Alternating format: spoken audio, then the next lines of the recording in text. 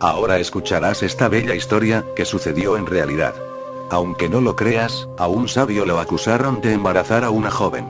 A continuación esta hermosa historia. Los vecinos del maestro Aquin le respetaban como a quien lleva una vida pura. Cierto día se descubrió que una guapa chica que vivía cerca de Aquin estaba embarazada. Sus padres se enfadaron mucho. Al principio, la muchacha no quería decir quién era el padre, pero tras mucho tira y afloja, nombró a Aquin. Muy encolerizados, los padres se dirigieron al maestro, pero él solo dijo, ¿ah, sí? Al nacer, el niño fue entregado a Aquin, que por entonces ya había perdido su reputación, aunque tal cosa no parecía afectarle demasiado. Aquin lo cuidó muy bien. Consiguió leche, alimento, y todo cuanto el niño necesitaba de sus vecinos. Pasado un año, la joven madre no pudo aguantar más, de modo que les contó la verdad a sus padres. El padre verdadero era un muchacho que trabajaba en el mercado del pescado. La madre y el padre de la chica fueron inmediatamente a contarle la historia a Aquin, y tras pedirle perdón, quisieron recuperar al niño. El maestro, entregándoles al pequeño sin hacerse rogar, dijo, ¿ah, sí? Ahora bien, esto es un hecho histórico. Y por supuesto, los vecinos no sabían, no se daban cuenta de que sus mentalidades no pueden aplicarse a este hombre. No se daban cuenta. Pensaban, es un hombre moral, y no era un hombre moral. Era un hombre puro, un hombre inocente, pero no un hombre moral. Era un hombre religioso, y recuerda la diferencia, pertenecía a la inocencia eterna, era como un niño. Pero la gente le respetaba, porque todavía no se habían dado cuenta de la distinción entre moral y pureza amoral. Pensaban que era un santo, pero no era santo tal como ellos lo entendían. Era un santo, pero no un santo que puede ser medido por ti. Tus reglas no pueden aplicarse aquí.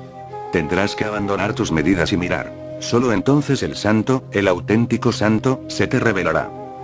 En la historia se dice, cierto día se descubrió que una guapa chica que vivía cerca de Aquin estaba embarazada.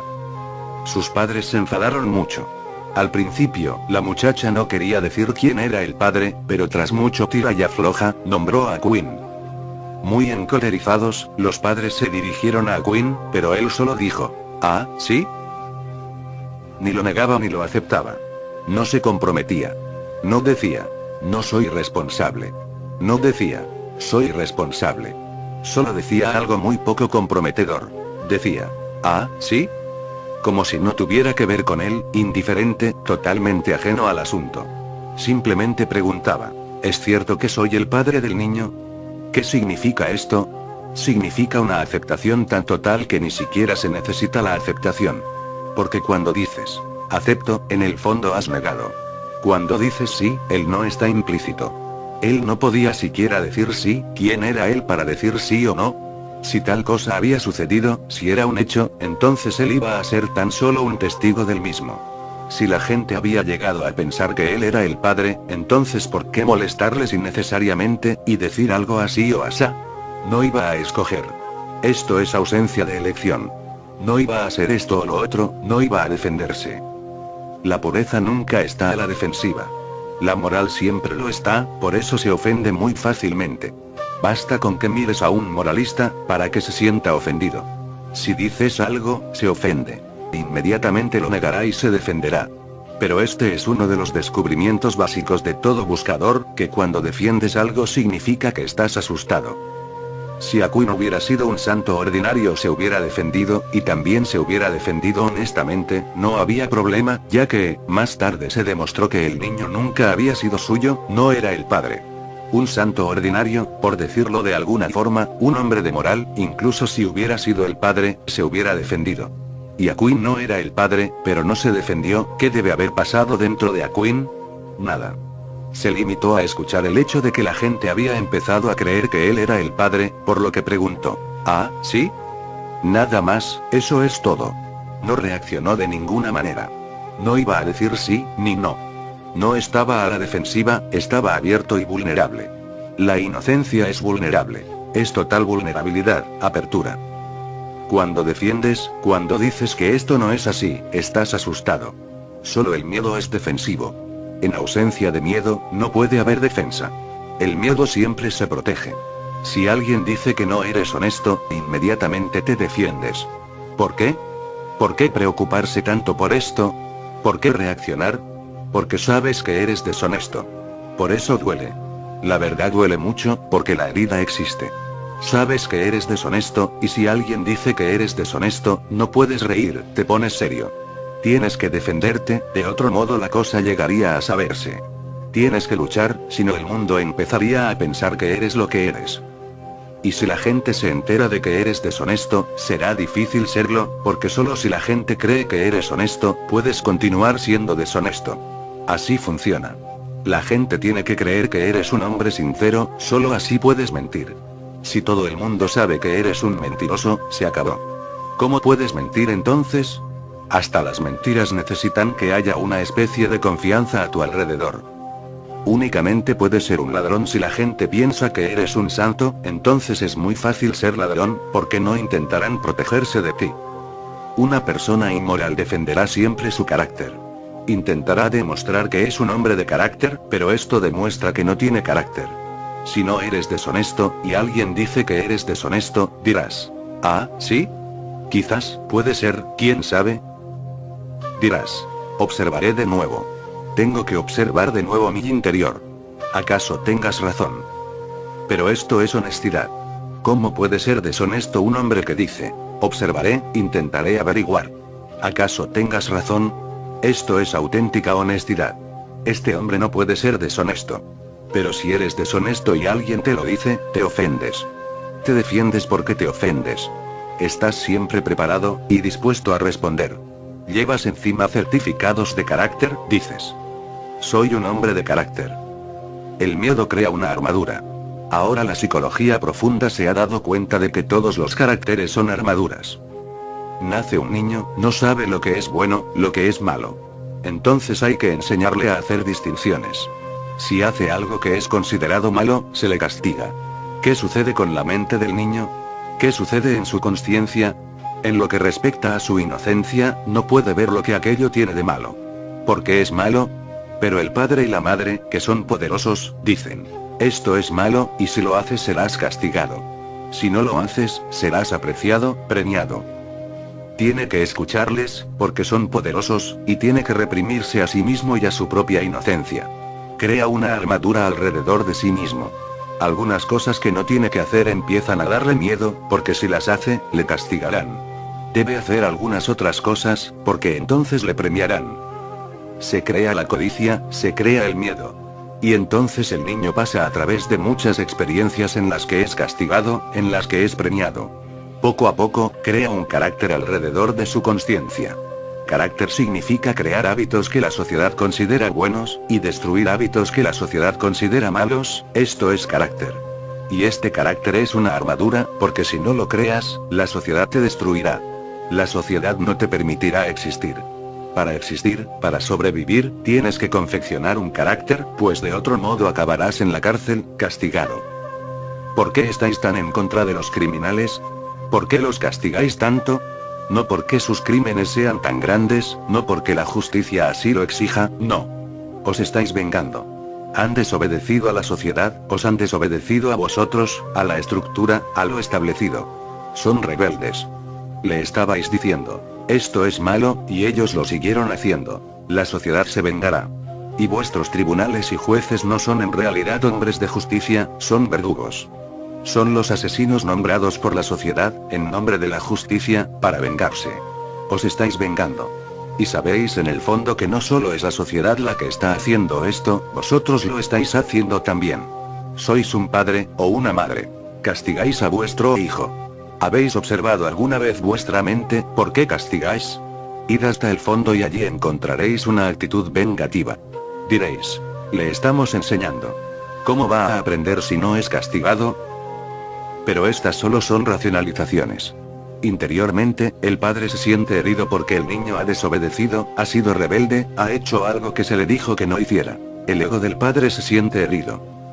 Si observáis las escrituras antiguas, el Antiguo Testamento, el Corán y otras escrituras, inmediatamente os daréis cuenta de que Dios es muy vengativo. Te envía al infierno, no porque lo exija la justicia, sino porque has desobedecido. En el Antiguo Testamento, se dice: la obediencia es virtud, la desobediencia es pecado. No es cuestión de lo que se te diga, la obediencia es virtud, y la desobediencia, pecado. Si la obediencia se hace forzosa, nace un carácter. Entonces el niño empieza poco a poco a aprender. Aprende, se vuelve calculador, qué hacer, qué no hacer. La inocencia es envenenada. Ya no queda inocencia, ha aparecido el cálculo. Y ahora ya sabe cómo influenciarte, cómo manipularte, cómo ser un niño bueno para ser premiado, y cómo no ser un niño malo. Y esta armadura del carácter funciona en doble sentido. Se protege a sí mismo de la sociedad, pero en el fondo la consciencia no sabe lo que es bueno y lo que es malo. Por lo que tiene que luchar consigo mismo continuamente.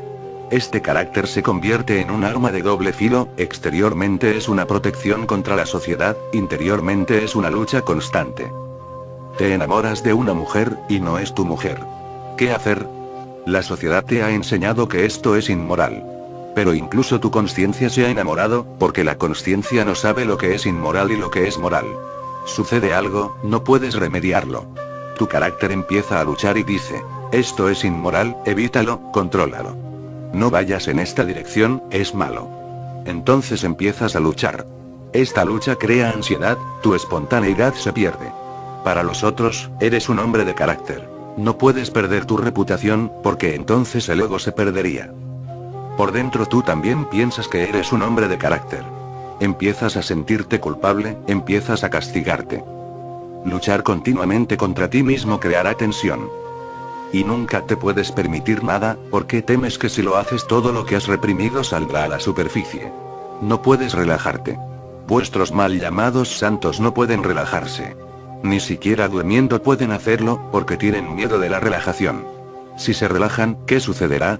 Entonces el cuerpo dirá, ponte cómodo. Entonces la mente dirá, encuentra sabroso el alimento, encuentra alimento sabroso. Entonces el cuerpo deseará, encuentra una mujer, encuentra un bello cuerpo que abrazar. Encuentra a alguien con quien te puedas unir y fundir. Si te relajas, también se relajará todo lo que has reprimido.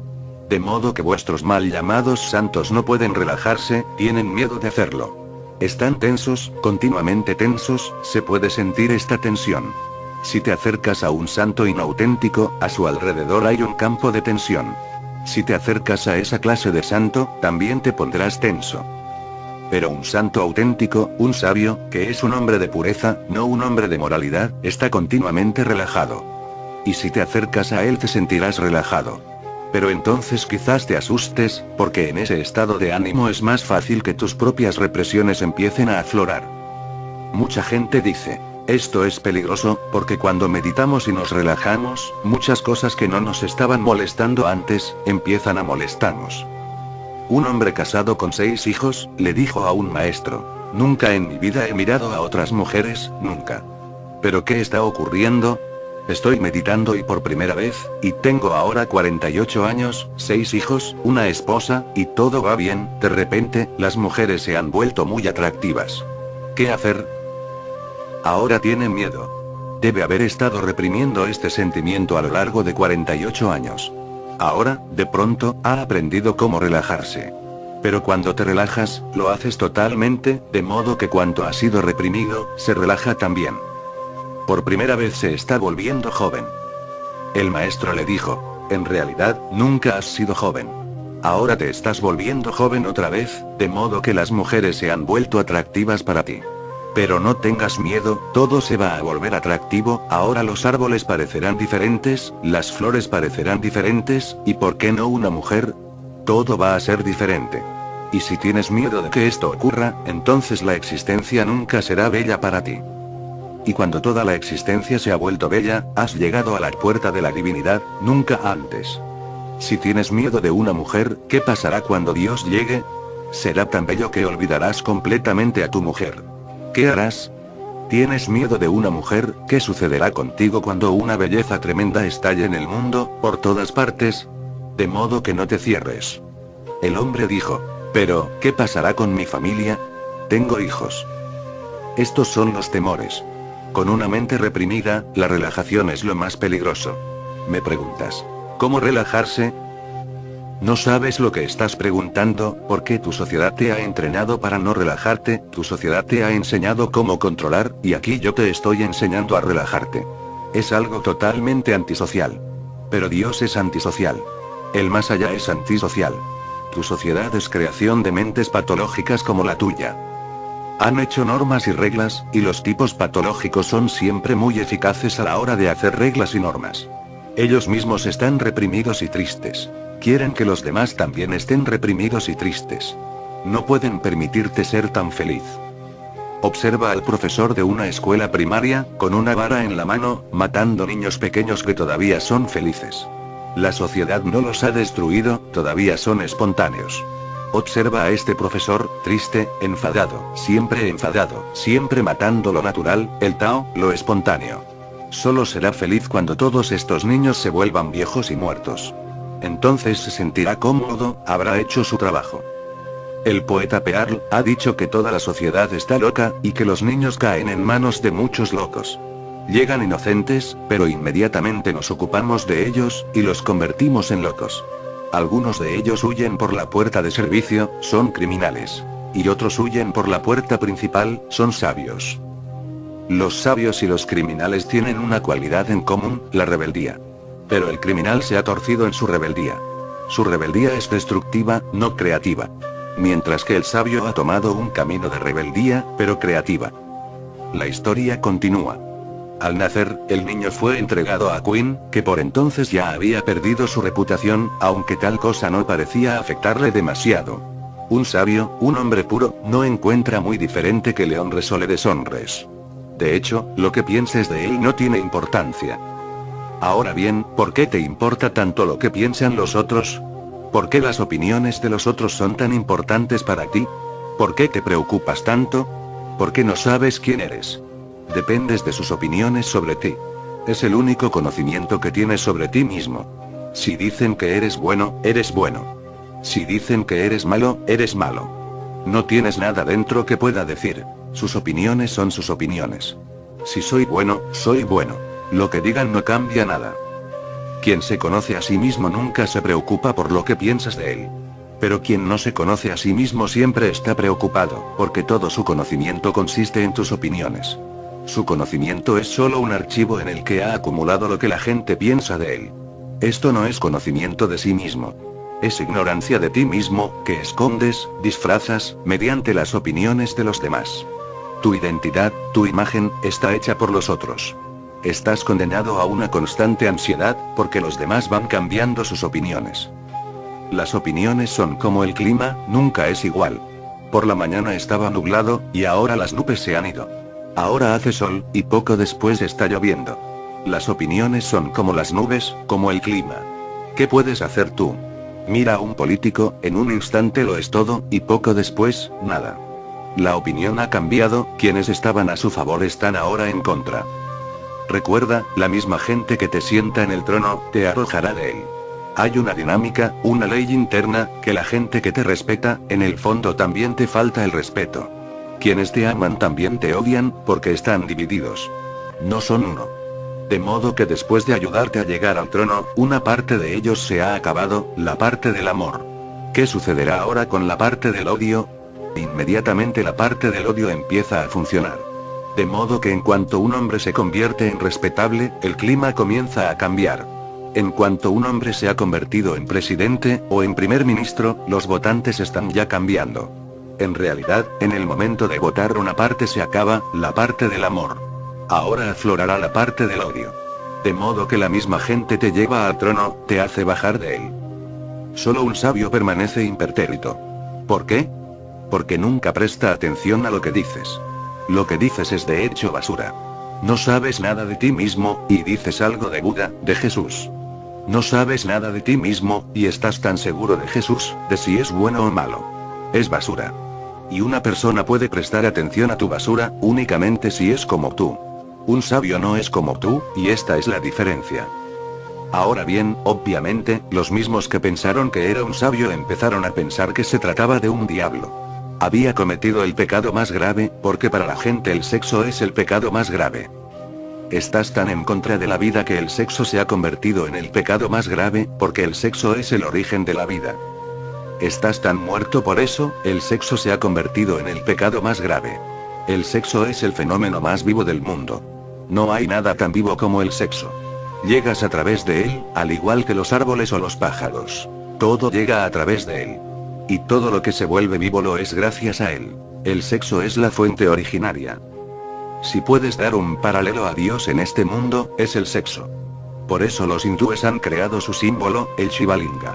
Los hindúes son realmente excepcionales, sin comparación en este mundo, gente muy valiente, al hacer del Shivalinga, el órgano sexual de Shiva, el símbolo de la divinidad.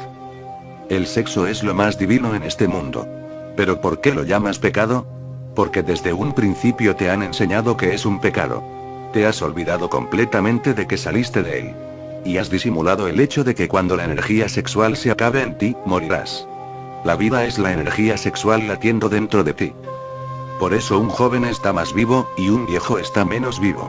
¿Qué diferencia hay entre un joven y un viejo? En los jóvenes, la energía sexual está crecida. En el viejo, el aprovisionamiento ha desaparecido, la corriente está bajando. En cuanto la energía sexual desaparece, estás muerto. El sexo es vida, y hemos hecho de él el mayor pecado. En el fondo estamos contra la vida. Por eso cuando te enteras de que un sabio ha tenido una relación sexual, toda su reputación desaparece de golpe. Si fuera un ladrón no sería tan malo, le hubieras podido perdonar. Si se dedicara a acumular dinero, le hubieras podido perdonar. No sería un gran problema, la codicia no es un gran problema. Cualquier otra cosa que hubiera estado haciendo, le hubieras podido perdonar, pero el sexo, imposible. Y cuando llegas a la certeza de que un gran sabio como Aquin, ha dejado embarazada a una chica, obviamente no solo se ha esfumado el respeto. Debió de ser fuertemente insultado. Debe de volverse imposible para él ir por la ciudad pidiendo limosna. La gente seguramente le arrojaría piedras, los mismos que le habían llevado guirnaldas y flores, y se habían inclinado ante sus pies, los mismos. Pero Aquin no se inmutaba. Se dice en la historia. Aquin lo cuidó muy bien. Consiguió leche, alimento, y todo cuanto el niño necesitaba de sus vecinos.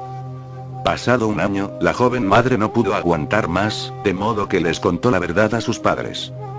Debió de ser demasiado para ella ver que el respeto por Aquin se perdía, que la gente le insultaba, que toda la ciudad estaba en su contra, y que él, mientras tanto, seguía mendigando por el niño, para conseguir leche y alimento, y las puertas se cerraban en sus narices. Debió de ser verdaderamente difícil para ella. De modo que les contó la verdad a sus padres, el padre verdadero era un muchacho que trabajaba en el mercado del pescado. La historia finaliza. La madre y el padre de la chica fueron inmediatamente a contarle la historia a Aquin, y tras pedirle perdón, quisieron recuperar el niño. El maestro, entregándoles al pequeño sin hacerse rogar, dijo, «Ah, ¿sí?» En gracia o en desgracia, el sabio sigue igual. Respetado, insultado, el sabio sigue igual. En la vida o en la muerte, el sabio sigue igual. De nuevo se limitó a decir las mismas palabras. «Ah, ¿sí?» Otra vez sin comprometerse con nada, sin decir nada, sencillamente aceptando el hecho. «Ah, ¿sí?» Muy bien. Esta es la consciencia de la pobreza. Cuanto traiga a la vida, dale la bienvenida. Si trae desgracia e insulto, acéptalo, dale la bienvenida. Si trae honor, felicidad, dale la bienvenida, acéptalo. Y no hagas ninguna distinción entre ambos. Si diferencias, tu equilibrio se ha perdido, y el equilibrio es la pobreza. Cuando eres equilibrado, eres un sabio. Cuando deja de haber equilibrio, estás perdido, te has convertido en un pecador. El pecado no es algo que haces, el pecado es algo que sucede en tu interior, cuando el equilibrio se ha perdido. No es un acto, es un equilibrio interno. Es lo que Mahavira llamó Samyagva, equilibrio interno. Ni eso, ni esto. Entre ambos, ni hacia este lado, ni hacia este otro, porque si te mueves, aún el menor movimiento que nadie detectará, excepto tú, recuerda esto, nadie puede detectar tu equilibrio interno. Solo tú puedes notarlo, es tan sutil. Solo un pequeño movimiento, y ya no estás en paz, ya no estás centrado, has perdido la divinidad. ¿Por qué? ¿Qué significa una ligera inclinación? Significa que has escogido, que se ha establecido una distinción, que has dicho esto es bueno, esto es malo, que ha aparecido la expectación, y que ha germinado el deseo. Significa que ahora estás motivado. Si Aquin hubiera dicho, bien. O sea que os habéis enterado de la verdad.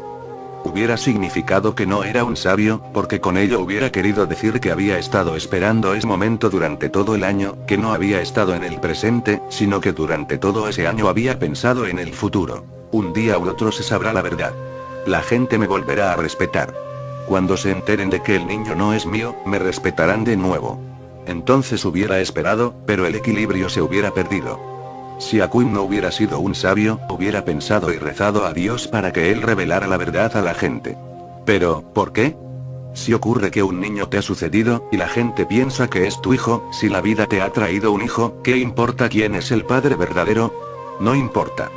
Aquin le dio todos los cuidados, como un padre. El niño necesitaba un padre, esta era la cuestión. Y Aquin le hizo de padre con tanto amor como ningún otro hombre hubiera podido hacerlo. Incluso en el caso de que hubiera sido suyo, hubiera sido difícil darle tantos cuidados como le dio. No era culpa del niño. No estaba contra él. Si hubieras estado en el lugar de Aquin, hubieras matado al niño, porque era la causa de tu desgracia. Te hubieras despreocupado de él, y te hubieras trasladado a otro pueblo donde la gente te respetase, porque no te conociese.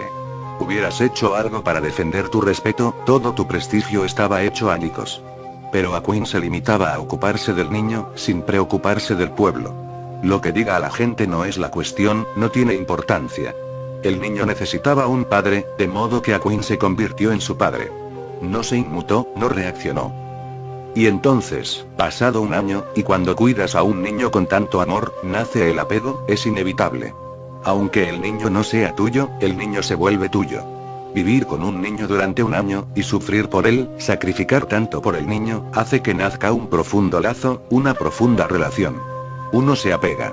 Pero cuando los parientes regresaron y explicaron toda la historia, le pidieron perdón y recuperaron al pequeño, el maestro, se lo entregó sin hacerse rogar, sin que hubiera ni un solo temblor de apego.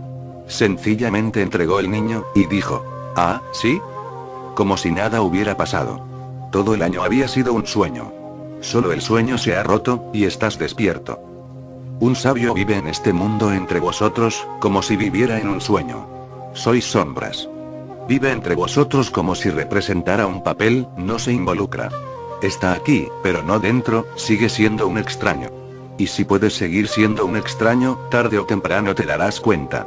Tu apego crea el engaño. Y el engaño no está fuera de ti, Maya no está fuera de ti, está dentro, en tus actitudes. Apegado, escogiendo, a favor de esto y contra esto otro, haciendo distinciones, gusto y disgusto. Está en ti. Creas tu ilusión y luego vives en ella, y entonces ella te aturde. En este estado de aturdimiento nunca puedes ver las cosas como son realmente. Aquin se mantuvo equilibrado. Cuanto sucedió afuera, no le afectó para nada por dentro. Por dentro siguió equilibrado, no entraron ondas, vibraciones de fuera. Permaneció callado, como si fuera un sueño. Y aceptó cuanto sucedió. No se convirtió en un hacedor, siguió siendo un testigo. Estas palabras, «ah, sí», pertenecen al alma que testifica, sin emitir juicio, diciendo simplemente, «ah, sí». Y esto es todo cuanto había en su interior, «ah, sí». Está bien. Para un sabio, todo cuanto sucede está bien, no tiene elección. Y cuando no hay elección, no hay pensamientos, no hay agua. Entonces el reflejo desaparece, Maya desaparece.